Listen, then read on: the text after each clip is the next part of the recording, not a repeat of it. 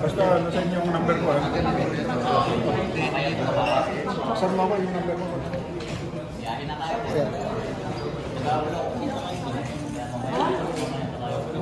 Baka may ulam mo. 11.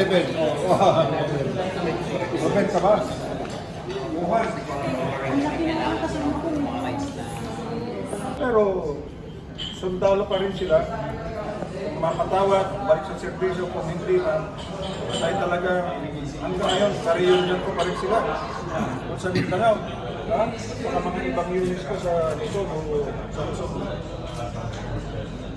At palagay ko, dapat lang napakinggan natin sila.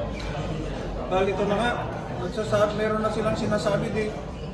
Tingnan natin, kung nagsasabi sila ng totoo, i-investigahan natin. Hindi yung sasabihin mo na, discharge yan eh, walang kwentang tao. Hindi. Retiree ito. Technical sergeant ito. Ito nagka-problema yung isa na natanggal sa UN Peacekeeping Force. Dahil mayroong pagkakamali dun sa Middle East. Sa halip na i-demote lang na-discharge. May servisyo talaga sila. Secretary, have you read the affidavit?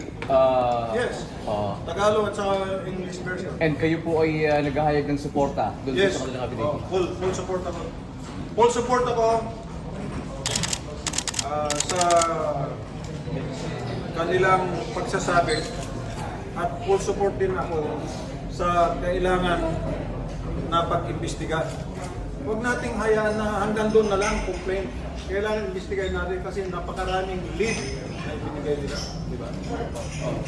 So, paparangalan namin sila. Sana bukas ay samahan nyo kami. Maraming salamat sa inyong lahat. Thank you, Secretary. Sige, kita ulit tayo. Okay. Sige.